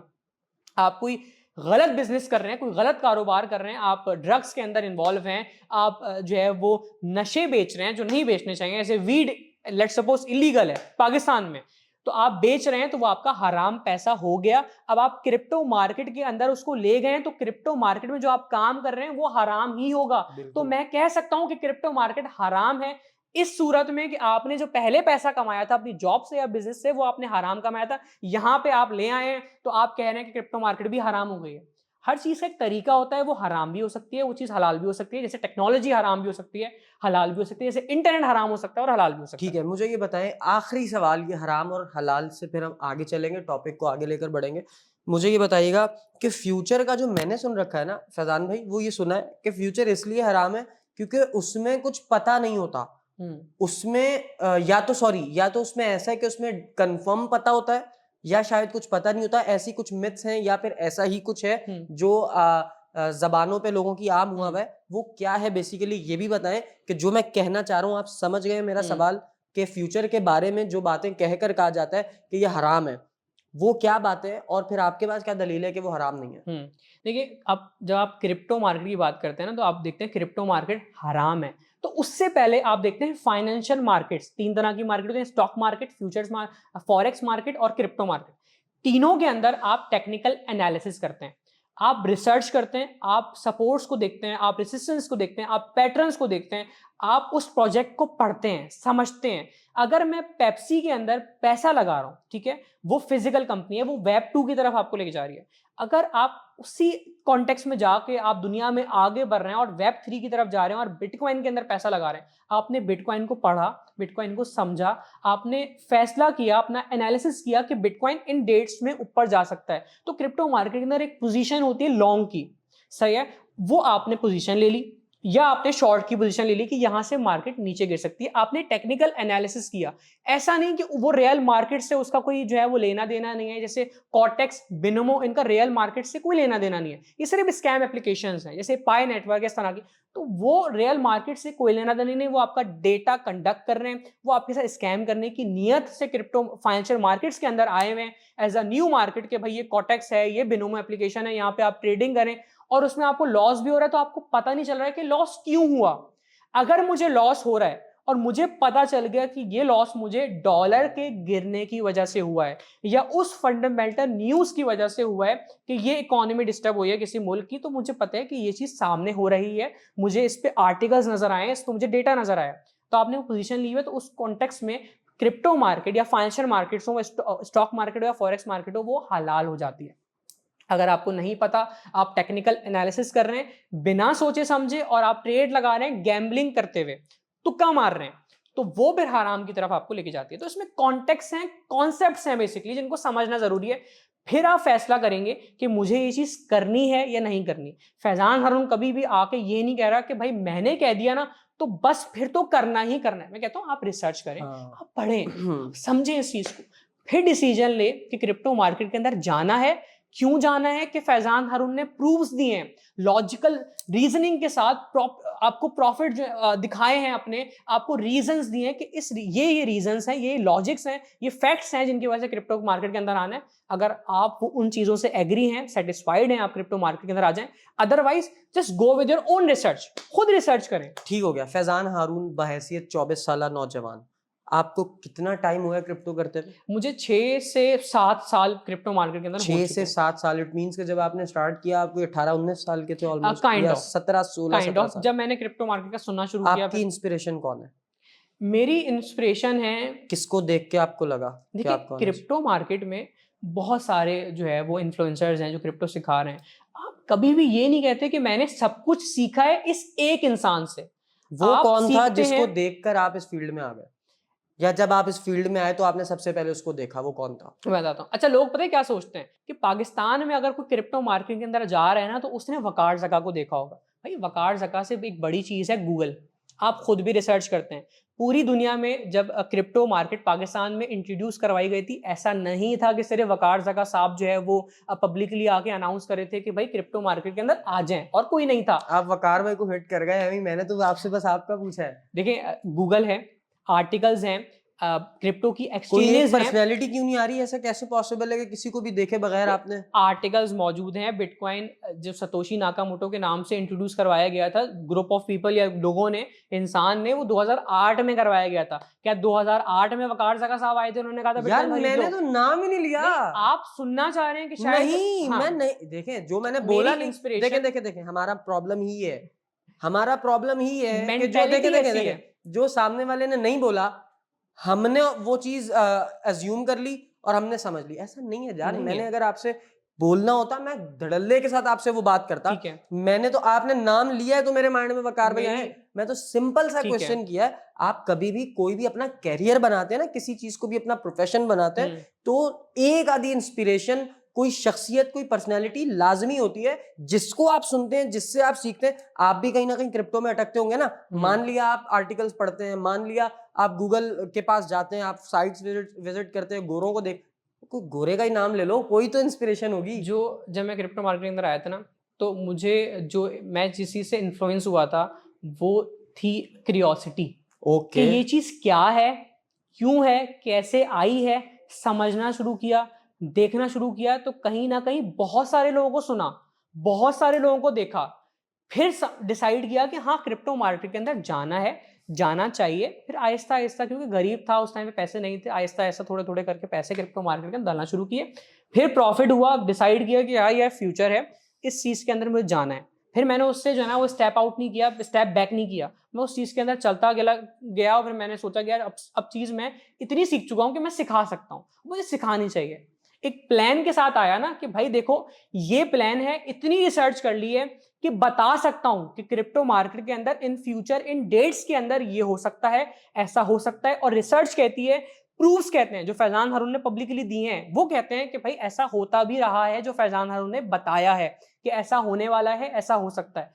तो आप प्रूफ्स देखें और ट्रस्ट करें और देखें और समझें कि हाँ भाई, मुझे भी क्रिप्टो ऐसा मार्केट के तो अंदर नहीं है, जाना चाहिए। ऐसा तो नहीं है कि आज फैजान हारून माशाल्लाह से खुद एक बड़ा नाम है, खुद लोगों को सिखा रहा है, तो फैजान हारून के लिए मुश्किल हो रहा है कोई नाम लेना? ऐसा तो नहीं। नहीं, ऐसा नहीं है, ऐसा नहीं है। क्योंकि मेरे लिए ये बड़ा सरप्राइजिंग है कि देयर इज नोबडी जिसको देखकर आप सीखते हैं, या जिसको देखकर आपके अंदर वो जज्बा पैदा होता है। या तो शायद मैं गलत सवाल कर रहा हूँ, या फिर वैसा ही है जैसा आप कह रहे हैं। देखिए, कभी भी इंसान अपनी दुनिया में, इस जिंदगी में, किसी एक इंसान से नहीं सीखता, वो अलग अलग इंसानों से सर थोड़ा थोड़ा एक से सीखता है। नहीं कोई एक सीखता। इंस्पिरेशन नहीं थी मेरी भाई, हाँ, ये नहीं जवाब थी, था, नहीं थी। ये जवाब यही था मैं आपको जवाब दे रहा हूँ हजरत। से। ये देखें कितना आसान जवाब था। आप मुझे बगैर वकार भाई का नाम लिए भी कह देते ना कि यार सोएब मेरी कोई इंस्पिरेशन नहीं है, बात कब की खत्म हो जाती, हम आगे आ जाते। और अब हमने बात आगे खत्म कर बढ़ते दी, हैं। हम आगे चलते हैं। अच्छा फैजान भाई, माशाल्लाह, अल्लाह ताला आपको मजीद कामयाबी दे। और मेरी दुआ है कि जिस तरह से आप दलाइल दे रहे हैं, आपकी स्टडीज़ हैं, आपकी इसके ऊपर आपने रिसर्च की हुई है प्रॉपर, अल्लाह हम सब जवानों को इतनी तौफीक दे कि हम कोई भी काम करने के लिए पहले उसके बारे में रिसर्च कर लें, हमें इल्म हासिल करने की जद्दोजहद में हम अपने आप को डाल लें। क्या लगता है कितना टाइम लगेगा कि इस पाकिस्तान के अंदर एक नहीं, हज़ारों, करोड़ों, लाखों फैज़ान हारून हों? कितना मुश्किल लग रहा है कि जवानों को इस गरीबी की दलदल से, ये हमदर्दियाँ समेटने वाली दलदल से कैसे निकाल सकते हैं? आप निकल चुके हैं, मैं स्टिल गरीबी में हूँ, ठीक है, लेकिन मेरे अंदर एक अलग वो बात है, वो जज्बा है मेरे अंदर। वो बात से मुराद ये है कि मेरी वो सोच है कि मैं कहता हूँ कि यार मैं एटलीस्ट पैशनेट तो रहूँ, मैं एटलीस्ट जिंदगी में आने वाले कल का सोचकर अपना आज तो खराब ना करूँ, ये सोचकर मैं तो चल रहा हूँ। यही बातें मैं भी अपने जवानों को दे देता हूँ। आप जैसी पर्सनैलिटीज में और मुझ में फर्क ही ये है कि आप माशाल्लाह, अल्लाह ताला ने आपको वो चीजें नवाज दी हैं जिनके लिए सब लोग काम करते हैं। मुझे अभी वो वाली अताएं नहीं हुई हैं जो मैं चाहता हूं, लेकिन जो हो रही हैं मैं उनका शुक्र करते हुए चल रहा हूं। और मैं जवानों को बता रहा हूं कि तुम लोग भी ये करते चलो, एक ना एक दिन ये मेहनत रंग लाएगी और वो हलाल का पैसा तुम सब कमा लोगे, जो कि आप इस वक्त शायद कमा चुके हैं, बल्कि यकीनन कमा चुके हैं। क्या लगता है कि ये जवान किस तरह कन्विंस होंगे इस बात पे कि भाई काम तो करना ही पड़ेगा? ठीक है, सबसे पहली चीज, एक इंटरव्यू था जहाँ पे मुझसे सवाल किया गया था कि फैजान हारून, आप इतना चीखते क्यों हैं? ओके, उनको मैंने जवाबन एक बात कही थी कि जब मैं क्रिप्टो मार्केट के अंदर आया था, तो मैंने एक फर्स्ट और लास्ट एक ऑप्शन कंसिडर किया था कि मैं क्रिप्टो मार्केट के अंदर आ चुका हूँ, मैंने ये चीज़ करनी है। ओके, पाकिस्तान या ये देसी ममालिक या इंसानियत में, इंसानों में एक सबसे बड़ा मसला ये है कि कभी कोई चीज कर रहे होंगे, कभी कोई चीज कर रहे होंगे, आज ये जॉब कर रहे हैं तो कल कोई और सी जॉब कर रहे होंगे, हाँ। परसों कोई और सी जॉब कर रहे होंगे, तरसों कोई और सा बिजनेस शुरू कर देंगे, उसको रोक देंगे। आपने एक चीज शुरू कर दी है, आप फिर उस पर स्टेप बैक ना करें, उससे ये पीछे ना हटें, ये बात। उसी चीज के अंदर आगे जाएं। और आपने डिसाइड कर लिया है कि मैं क्रिप्टो मार्केट में जाऊंगा और ये चीज करनी है, तो आपने करनी है, जैसे करनी है। फैजान फारूक ने सोच लिया था। क्या तो बात। ऐसे मकसद बनाएं कि ये चीज करनी है और वही चीज करनी है, और फिर अपने खुदा को जो है वो कह दें कि अल्लाह ताला देखिए मैं ये चीज करने लगा हूं, आपने इस चीज में बरकत देनी है और मैं ये चीज करूं। पाकिस्तान में सबसे बड़ी चीज कॉल सेंटर, बहुत लोग कॉलेज यूनिवर्सिटी के बाद कॉल सेंटर्स के अंदर जाते हैं। कितने लोग होंगे आप बताएं, कितने लोग होंगे जो बाद सैकड़ों। में, कितने लोग होंगे बाद में जो कॉल सेंटर बना लेते हैं या उस तरह के सॉफ्टवेयर हाउस बिल्ड कर लेते हैं या उस तरह का एक प्लान इंप्लीमेंट कर देते हैं कि ऐसा होना चाहिए, ऐसा नहीं होना चाहिए। नहीं होते भाई, आर्जी तौर पे बस नौकरियां की, 4 महीने कर ली, 5 महीने कर ली, 40,000 50,000 रुपए कमा लिए, फिर कहीं और भटक गए, कुछ और काम में पड़ गए। जब आप सिर्फ पैसे की जरूरत को अहमियत देंगे कि पैसा आना चाहिए, आप ये नहीं सोचेंगे कि मुझे अपना मुस्तकबिल संवारना वाह है, वाह वाह वाह अपने वाह। अपने माँ बाप को स्टेबल करना है, खुद को अपना फ्यूचर बनाते हुए जो है वो एक अच्छी पोजीशन पे लेके जाना है, तो आप डिसीजन लेंगे कि मैं एक चीज हाँ, के अंदर घुस चुका हूं तो मैंने इस चीज करनी है करनी और है मैंने इस चीज से हटना नहीं है। सर। अगर मैंने जिंदगी में कभी भी कॉल सेंटर में जॉब नहीं करी, अगर मैं करता ना, तो मैं फिर उस फील्ड के अंदर आगे बढ़ चुका होता, क्योंकि मैंने इनिशियली वो फील्ड डिसाइड कर ली थी कि मुझे कॉल सेंटर में जाना है। अगर आप कॉल सेंटर में जा रहे हैं, अगले दिन आप किसी और डोमेन के अंदर जॉब कर रहे हैं, आप किसी दिन मार्केटिंग कर रहे हैं, किसी दिन जो है वो आप एक जो है वो स्टाइल का एक स्टॉल लगा के बैठे हुए हैं, अगले दिन आप देख रहे हैं तो आप मदरसा पढ़ा रहे हैं, अगले दिन निकले में तो आप ट्यूशन पढ़ा रहे हैं। एक फील्ड डिसाइड कर ली कि जिंदगी में ये करना है, वो करें करें, और करके उसको खत्म करें। ये बात है सर। आपने इतना अच्छा जुमला दिया है कि आप सबसे पहले आप भागते हैं पैसा कमाने। हमें सिर्फ पैसा नहीं कमाना है, हमें बहुत कुछ सीखना है इस जिंदगी में, हमें अपनी कैरेक्टर डेवलपमेंट करनी है। पैसा तो कमाना ही कमाना है, आफ्टर ऑल हम सब पैसे की दौड़ में हैं, हम सबको पैसा चाहिए। लेकिन जब आपकी गर्ज ये होगी ना कि किसी भी तरह पैसा आना चाहिए, क्या लगता है ये जितने जवान शॉर्टकट्स की तरफ जाते हैं, जितने जवानों को ये लगता है कि मैं इन्हू छुरा मार ला, मैं इन्हू छुरा मार ला, मैं यहाँ से भी पैसे पकड़ लूँ, मैं यहाँ से भी पकड़ लूँ, इसके साथ धोखाधड़ी कर लूँ, इससे उधार लेके गायब हो जाऊं, ये वजूहात हैं फिर कि लोग अपना कोई माइंडसेट पुख्ता नहीं करते हैं, मजबूत नहीं करते हैं, जवान खास तौर पे, और शॉर्टकट्स की तरफ निकल जाते हैं। आपने कभी किया है शॉर्टकट मारा है? मैं ये आपसे शॉर्टकट का इसलिए पूछना चाह रहा हूँ कि जवानों को पता चल जाए कि शॉर्टकट्स मार के भी बिलियनियर बना जा सकता है। देखिए, शॉर्टकट मार के आप बिलीनियर या मिलीनियर नहीं बन सकते। डिपेंड करता है कि आप किस वक्त में क्या फैसला कर रहे हैं। आपके फैसले मैटर करते हैं, आपको अपने फैसलों की अहमियत दें। आपने एक डिसीजन लिया, आपने वो इलीगल डिसीजन नहीं है, आपने अगर चोरी चकारी या आपने इस तरह के उसको कत्ल कर दिया, उसको मार दिया। एक तो पाकिस्तान में सबसे बड़ी चीज़ ये जहालत ये है कि आप एक लॉ बना दें, आज से एक रूल बना दें कि जो मुसलमान चोरी करता है या डकैती करता है तो उसके हाथ काट दिए जाएंगे, हाथ काट दिए जाएंगे। खुदा की कसम, इस सट हो मुल्क जाएंगे से सारे, चोरी चकारी खत्म हो जाएगी। खत्म। जिस मुल्क में एक बेसिक सी चीज पे काम नहीं किया जा रहा, नहीं सोचा जा रहा, उस मुल्क से आप क्या उम्मीद लगा सकते हैं? जिम्मेदार कौन है? जिम्मेदार वो हैं जिनके हाथ में ये फैसले हैं करना। किनके हाथ में?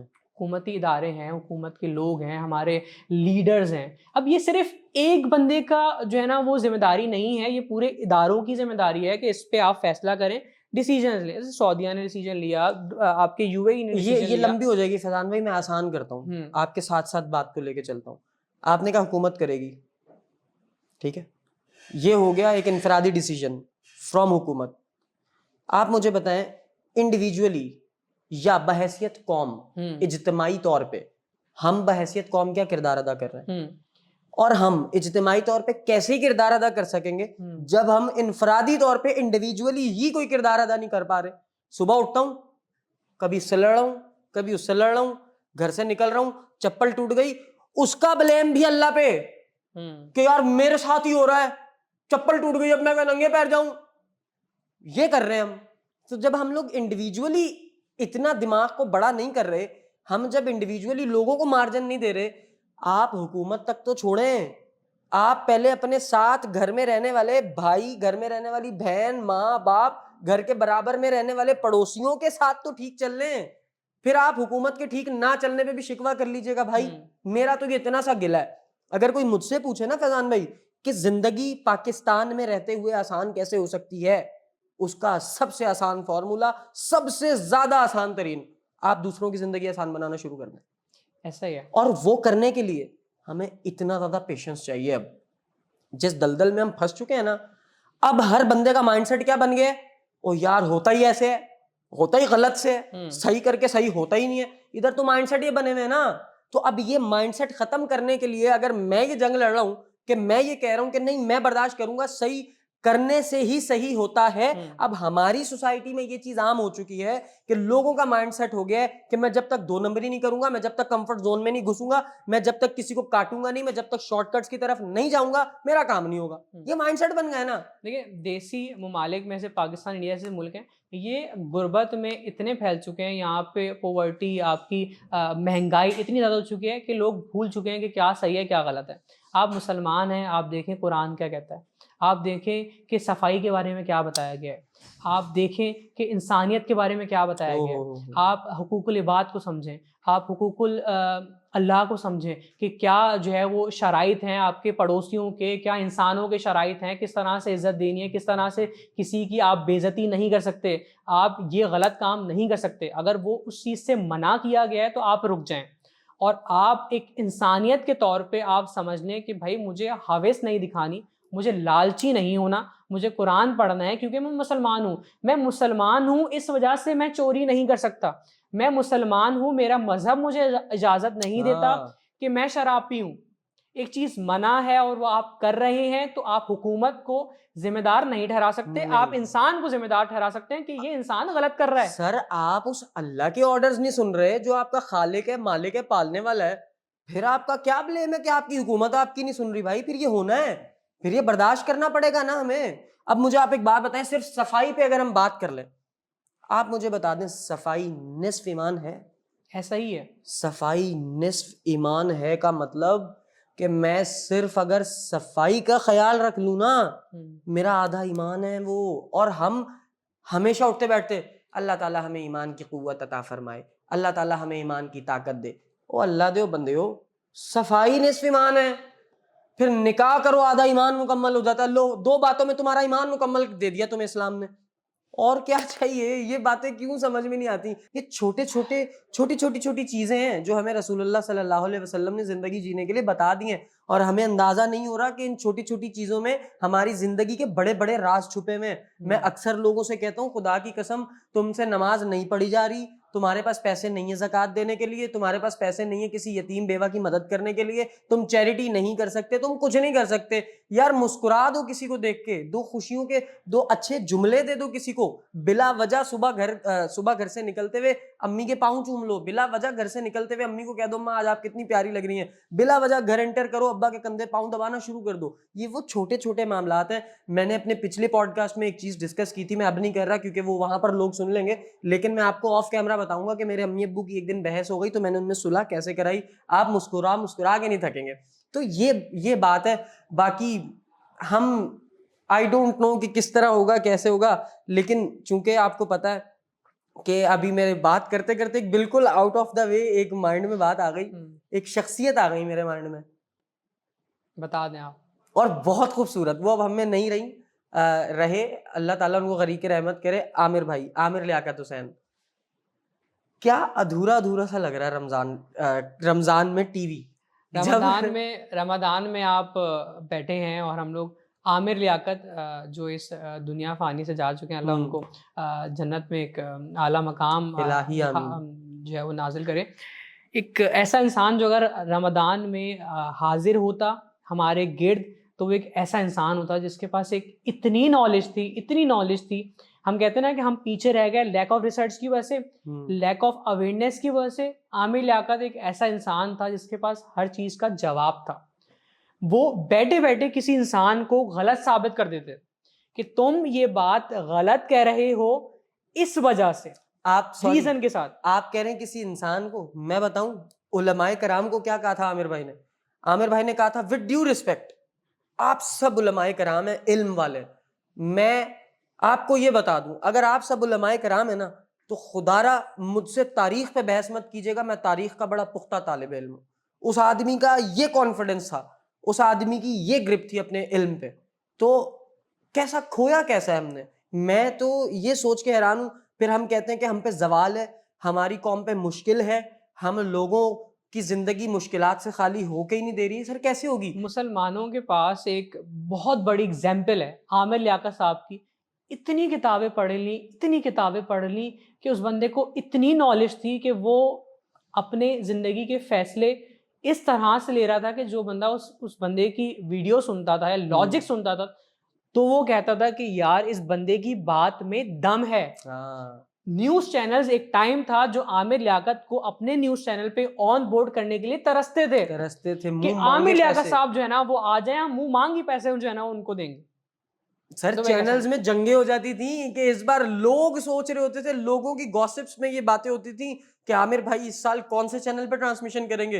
ये जितने आज हमारे रिस्पेक्टेड बड़े बड़े होस्ट हैं ना दूसरे चैनल्स के, सब मेरे सीनियर है, मेरे बड़े, मैं रिस्पेक्ट करता हूँ, लेकिन जो जगह मेरे दिल में आमिर भाई के लिए आज भी है ना, वो शायद कोई और होस्ट नहीं कर सका। जो जगह आमिर भाई ने मेरे दिल में की है ना, खुदा की कसम, वो आदमी जब शान रसूल सल्लल्लाहु अलैहि वसल्लम बयान करता था, क्या फूल झड़ते थे, क्या ही अल्फाज का मजमुआ होता था उनके पास। वो आदमी जब अल्लाह ताला की वहदानियत बयान करता था, क्या ही अल्फाज होते थे उस आदमी के पास। वो आदमी जब आले मोहम्मद सल्लल्लाहु अलैहि वसल्लम की शान बयान करते थे, क्या ही अल्फाज होते थे।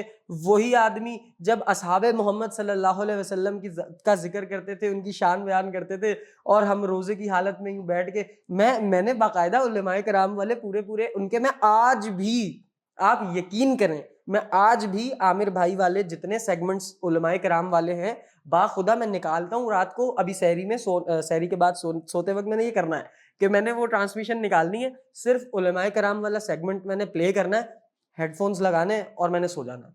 मैं ना सिर्फ रमजान में, पूरा साल मेरे सोने की यही रूटीन है कि मैं ये चीजें सुनता हूँ और सुनते सुनते सोता हूँ। ये तासीर थी उस आदमी की। पाकिस्तानियों को आमिर लियाकत की सिर्फ ये चीज़ याद होगी कि उन्होंने एक वीडियो बनाई थी, इसमें कहा था कि आम खाएगा, या इस तरह की एक बातें, देख नहीं दिया अच्छा, बातें नहीं दिया अच्छा, गालिब मूवी देखी है, इस तरह की बातें उनको याद हैं। वो उन पे मीम्स बनाते चले गए। जब वो इंसान एक जिंदगी के ऐसे फेस में था आमिर लियाकत साहब, तो आप उनको कहते हैं कि सर क्या बात है, सर आपने इतना काम किया, आप हौसला रखें, आप अपने मसाइल का जो उसके गिर्द फैले हुए हैं, जो मसले मसाइल फेस कर रहे हैं, हम आपको सपोर्ट करेंगे। नहीं सर, कैसी बात कर रहे हैं आप। ये लोग कहेंगे जिनको इतने सालों में ये बात समझ नहीं आई कि एक आदमी आपको इतना इल्म सुना रहा है, आपको इतनी पॉजिटिव वाइब्स दे रहा है, आपकी एनर्जी बूस्टअप कर रहा है, आपने उससे लिया तो क्या लिया, आम खाओगे। आपने उस आदमी से लिया तो क्या लिया कि गालिब मूवी देखी है। आपने उस आदमी से लिया तो क्या लिया, उसके पर्सनल खलवत के जाती मामलात का क्लिप वायरल होने के बाद उस आदमी को जलील और रुसवा करके मार दिया।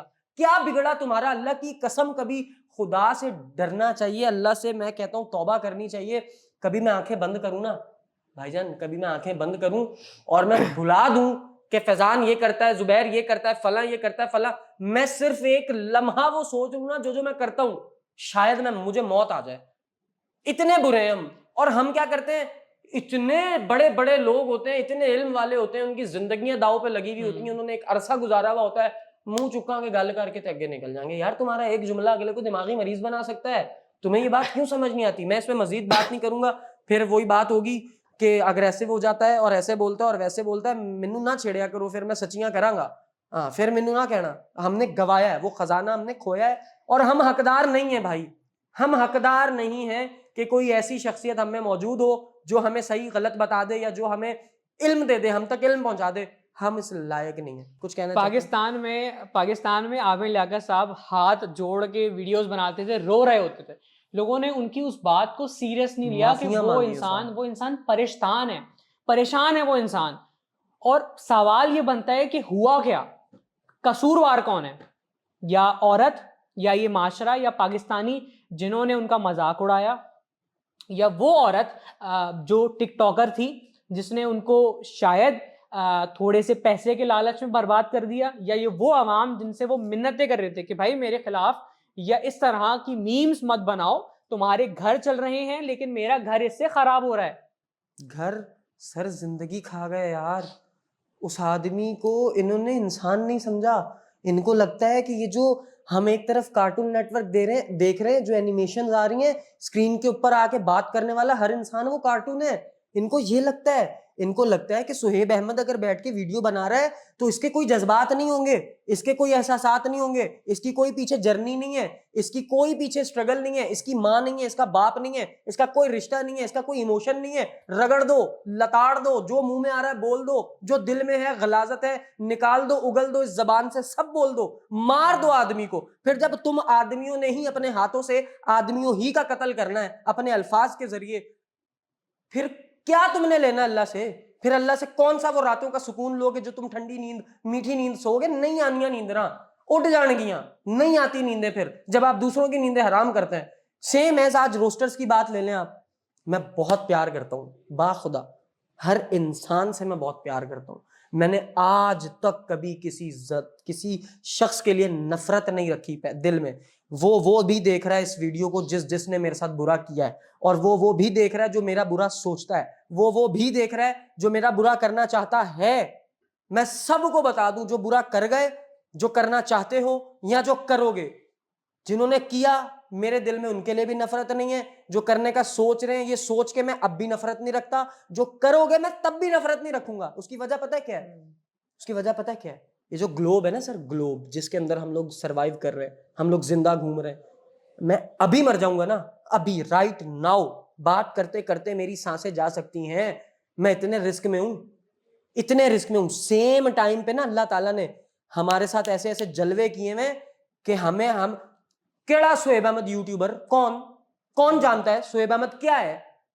क्या है शोएब अहमद? एक गंदे नुत्फे की पैदाइश, एक गंदे नुत्फे से अल्लाह ने हमें पैदा किया है, ठीक है? और फिर उस गंदे नुत्फे से पैदा होने वाले को अल्लाह बादशाह भी बनाता है जिंदगी में, फिर 5 वक्त अपने आगे उसका सर झुकवाता है और उसको बताता है कि तू बादशाह है तो दुनिया का है, तुझे बनाया है तो मैंने बादशाह बनाया है, इधर तूने सर फेंकना है आके बंदे।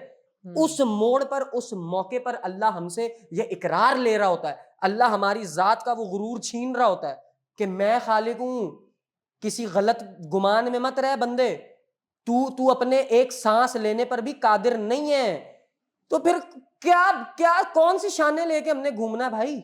हमें सिर्फ खौफे खुदा और इंसानियत के साथ हुस्ने सुलूक करना आ जाए ना, मैं समझता हूँ आपको ज़रूरत नहीं है पीएचडी की, आपको ज़रूरत नहीं है मास्टर्स की, आपको ज़रूरत नहीं है ग्रेजुएशन की, आपको ज़रूरत नहीं है इंटरमीडिएट की, ना ही मैट्रिक की। सिर्फ इंसानियत सीख लो। वो तुम पता है कैसे सीख सकते हो? अपने प्यारे हबीब सल्लल्लाहु अलैहि वसल्लम की ज़िंदगी को सुनो, उनकी ज़िंदगी को पढ़ो, उनका किरदार पढ़ो, उनके आमाल देखो जो उन्होंने करके हमें सिखाए हैं कि बंदो ये कर लेना, उम्मत ये कर लेना। ओ खुशकिस्मतों, ओ खुशकिस्मतों, तुम मर जाओगे ना, 3 दिन तुम्हारा बाप रोएगा, उसके बाद वो भी नहीं रोएगा। हमारे प्यारे नबी सल्लल्लाहु अलैहि वसल्लम अपनी उम्मत से, हमसे कितना प्यार करते, कभी तुम्हें अंदाजा हो जाए तो तुम डरोगे उस कयामत के वक्त से, जिस वक्त में रसूल के सामने हाजिर होना है, पेश होना है। खौफ से लर्जा तारी हो जाएगा। इतनी इतनी शदीद चीजें हम जो करते हैं, हम जो उनके अहकामात नहीं मानते, हम जो उनकी बताई हुई बातें नहीं मानते, बड़ा मजा आता है ना जीते जी 2 नंबरी करने का। 1 सेकंड में इसको काट लिया, 1 सेकंड में उसको काट लिया, हाथ जुड़े में। मैं अपने आप को ये बातें करता हूं जो मैं आपके सामने इस वक्त कर रहा हूं। मैं अपने आप को हर वक्त ये चीजें याद दिला के रखता हूं और कोशिश करता हूं ठीक रहे। 100% मैं ठीक नहीं हो सकता सर, 100% आप ठीक नहीं हो सकते, 100% कोई इंसान ठीक नहीं हो सकता, लेकिन 100% फिक्र तो रह सकती है। 100% आप ये तो सोच सकते हैं एनी टाइम कि मैंने गलत नहीं करना है, मैंने हमेशा सही की कोशिश करनी है। सो ये छोटा सा मुद्दा है, इन चीज़ों को आप अडॉप्ट कर लें और एडमिट कर लें वो चीज़ें जो आपके पास हैं। आपकी ज़िंदगी में अल्लाह ताला की तकसीम में कोई शक है आपको? बिल्कुल नहीं है ना। आपको अल्लाह ने जो दिया हुआ है आप वो डिजर्व करते हैं, जो अल्लाह ने मुझे दिया हुआ है मैं वो डिजर्व करता हूँ। फिर मैं क्यों किसी को देख के जलूं यार? ये वो बातें मैं इस वक्त बोल रहा हूँ, ये वो छोटी छोटी चीजें मैं डिस्कस कर रहा हूँ जो नॉर्मल लाइफ में मेरा जवान देख के परेशान हो जाता है। जब मेरा जवान देखता है कि सेम काम जो मैं कर रहा हूँ, सेम काम जो ये कर रहा है, ये क्यों कामयाब हो रहा है, तो भाई तू ये सोचा कर कि उसने तकसीम की है ना। हु आर यू कि तू डिसाइड करे कि उसको ज्यादा मिल गया, तुझे कम मिल गया। भाई तू बहुत ज्यादा ले सकता है उससे, तू काम कर लेना ज्यादा, तू तवक्कल कर ले। खैर मैं तो सर इसके ऊपर 24 घंटे भी बोल सकता हूँ। मैं जरूर आपका बहुत टाइम ले लिया मैंने फैजान भाई। नहीं ऐसा ही है, और मैं इस वजह से भी नहीं चाहता था कि आपको मैं चुप कराऊं या अपने पॉइंट ऑफ व्यू सेट करूं, क्योंकि मुझे बड़ा अच्छा लगा ये बातें सुन के, जो बातें आप करना चाह रहे हैं अपनी ऑडियंस से या देखने वालों से। खुदा की कसम ये बातें समझने की, इस मुमलिकत को, इस माशरे को, इस मुस्लिम ममालिक को, ये ईरान हो गया, पाकिस्तान हो गया, ये इन मुल्कों की आवाम को या रहने वाले लोगों को समझने की ज़रूरत है। बिल्कुल। आप देखें, अपनी इंस्पिरेशन बनाएं आमिर लियाकत साहब को, और देखें, सीखें कि इंसान को किस तरह से बर्बाद किया गया, किन चीज़ों से आपने जो है वो ख़ुद को रोकना है, क्या करना है, इस्लाम क्या कहता है। अपने इर्द गिर्द माँ बाप को देखें, माशरे को देखें, हर चीज़ को देखें और समझें कि क्या करना है और क्या नहीं करना, बस फिर फैसला करें। इन बातों का निचोड़ जो आपने की है ना, वो पता है क्या था?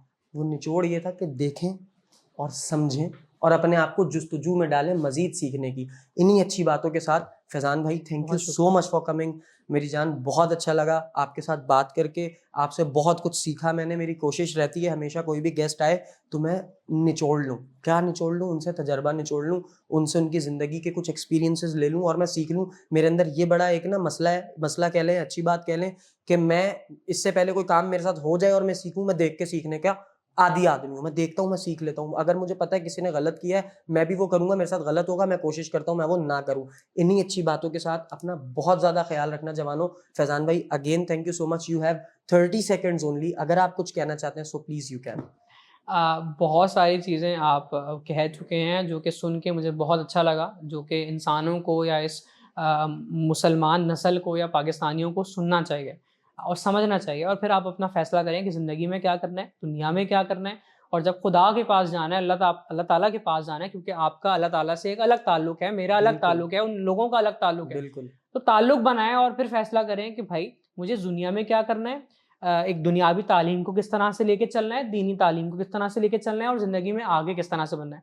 फ़ैसले करें और देखें कि दुनिया में किस तरह से चीज़ें हो रही हैं, किस तरह से टेक्नोलॉजी काम आ रही है, किस तरह से कुरान और हदीस कह रही है, किस तरह से हर चीज़ को अडॉप्ट करना है, समझना है, इंसानियत को कैसे देखना है, किसी का गलत नहीं समझना, किसी का गलत नहीं सोचना, झूठ नहीं बोलना, किसी के साथ मक्कारी नहीं करनी, और अपनी ज़िंदगी गुजारनी है एक हम्बल इंसान बन के, एक सब्र वाले इंसान बन के, कि अल्लाह ताला आपका शुक्र है, आपने जितना दिया मैं खुश हूँ और मैं खुश नसीब हूँ और मेरी ज़िंदगी में सुकून है, और आपने जितना दिया आपका लाख लाख शुक्र है। शुक्र है। सारी बात आकर खत्म होती है शुक्र पर। सुकून भी मिलता है शुक्र पर। इसी शुक्र के साथ, इसी अपनेपन के साथ कि अपना तुम लोग बहुत ज़्यादा ख्याल रखोगे, अपने इर्द गिर्द वालों का बहुत ज़्यादा ख्याल रखोगे। अगर इस पॉडकास्ट में मेरे मुंह से या मेरे रिस्पेक्टेड गेस्ट के मुंह से कोई ऐसी बात निकल गई जो तुम्हारी दिल आज़ारी का बाइस बनती हो या किसी भी इंसान की दिल आज़ारी का बाइस बनती हो, मैं अपने एंड से और अपने गेस्ट के एंड से आप लोगों से हाथ जोड़ के माजरत करता हूँ। अगर कोई बात से आप ऑफेंड हुए हैं, अगर कोई बात आपको बुरी लगी है, तो हम माजरत चाहते हैं, आप हमें माफ़ करें ताकि अल्लाह आपको माफ़ करे। इसी अपनेपन के साथ कि आप अपना बहुत ज़्यादा ख्याल रखेंगे। अगेन कह रहा हूँ, thank you so much for watching this episode. अपना बहुत ज़्यादा ख्याल रखना जवानों। टेक केयर, बाय बाय और अल्लाह हाफिज़। अल्लाह हाफ़िज़।